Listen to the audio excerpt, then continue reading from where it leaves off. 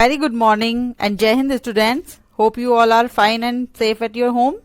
So continuing the chapter 2, the demographic structure of the Indian society. In our last video we have discussed the theory of transition, which is given by Warren Thompson in 1978, and our today's topics are number 1, age structure of Indian population, number 2, the declining sex ratio in India and its reason, number 3, literacy and its categories, number 4, rural and urban differences and reasons of migration. First is age structure of the Indian population. So the first question is, what is age structure, है ना? So age structure of the population refers to the proportions of persons in different age group relative to the total populations. So the age structure of the population is the distribution of the people of various ages or groups. Okay. Now India has a very large population. The average of an Indian is less than that for most other countries. Majority of Indian are between the age group of 15 to 64 years. So as you know, India is the second most populous country in the world. So what is the what is the population of India? You know, 135.26 crore is the population of India. Okay.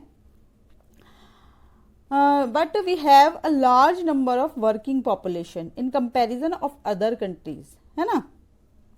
So it is very beneficial to us. जो working population है, working population is very beneficial for our economic growth. ठीक है. तो and what is the age ratio क्या है working population का? 15 to 64 years. ठीक है. Age structure of population can be put in the following age group. 0 to 14 years में कौन आता है? Children. 15 to 59 years working population, and 60 से अबव, 60 प्लस 60 से अबव जो है वो ओल्ड पॉपुलेशन, या फिर हम इनको बोलेंगे डिपेंडेंट पॉपुलेशन. ये 0 to 14 एंड 60 से अबव ये डिपेंडेंट पॉपुलेशन होते हैं. और डिपेंडेंट किस पे होते हैं? वर्किंग पॉपुलेशन पे. ठीक है. Next is demographic dividend. In demographic dividend working population is higher than the non working population. It means the share of working age group population is larger than the share of non-working population in economic growth of a country. इसके example के लिए हम केरला के example ले सकते हैं. Good age structure, increase in working population, the literacy rate is very high, so they are educated about economic growth. Kerala is a good example. They are beneficial for the economic growth. Why? Because they are literate, educated people वहाँ पे ज़्यादा हैं, है ना. इससे और जो working population वो भी काफ़ी ज़्यादा है, तो वो इकोनॉमिक ग्रोथ के लिए हमारे लिए ज़्यादा, कंट्री के लिए ज़्यादा बेनिफिशियल है. Next example is Uttar Pradesh. Increase in working population because of large working youth population, decreasing age population. Uttar Pradesh में भी जो वर्किंग पॉपुलेशन का जो रेशो है वो काफ़ी हाई है, साथ साथ ही जो एज पॉपुलेशन है उसका रेशो काफ़ी लो है. केवल 5% एज पॉपुलेशन उत्तर प्रदेश में देखा गया है. Demographic dividend can be maintain by better education, awareness etcetera. और जो हमारा डेमोग्राफिक डिविडेंड है उसको मेंटेन करने के लिए जो वर्किंग पॉपुलेशन है उसको हमें एजुकेशन सिस्टम को ज़्यादा हमें इम्प्रूव करना पड़ेगा, उनके लिए अवेयरनेस बढ़ानी पड़ेगी. और अगर हम उनको एम्प्लॉयमेंट नहीं देते हैं, है ना, तो क्या होगा कि they find the wrong way to earn money, है ना. They get the job of low wages और सैलरी. तो it is the duty of the government to give them better opportunity of work, give them the job according to their skill, है ना. तभी तो ये working population को economic जो हमारी ग्रोथ है उसके लिए वो यूजफुल रहेगी. ठीक है.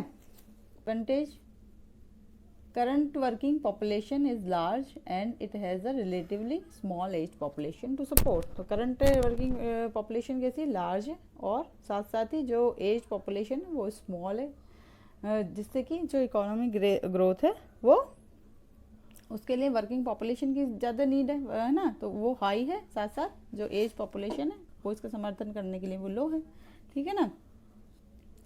Next is the declining sex ratio in India. तो सेक्स रेशो कैसे निकालते हैं? नंबर ऑफ फीमेल्स पर 1000 males of a population. Child ratio, child sex ratio, number of girls पर 1000 बॉयज़। कितना सेक्स रेशो जो केरला का सबसे ज़्यादा हाई है, देखिए फीमेल 52.0% और मेल 48.0% इन केरला, है ना। और यूपी में female 47.7% and male 52.3%। Sex ratio has always been concern in India. Why? Because the number of girls is less than the boys. So what are the reasons behind it? Mindset of the people.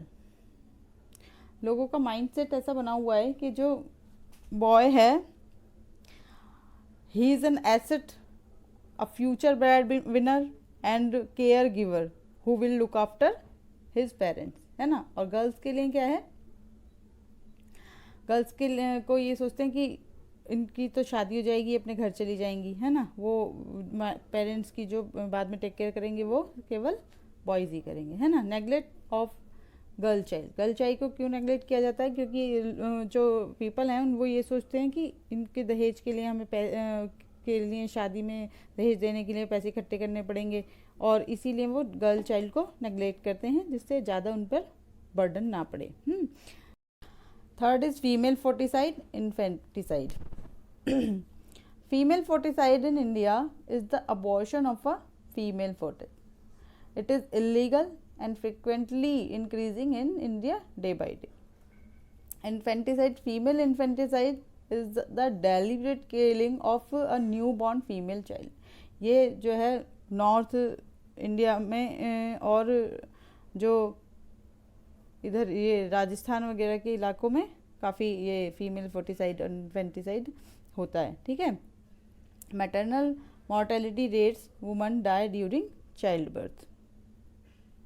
Woman die during child birth due to improper care और less facilities.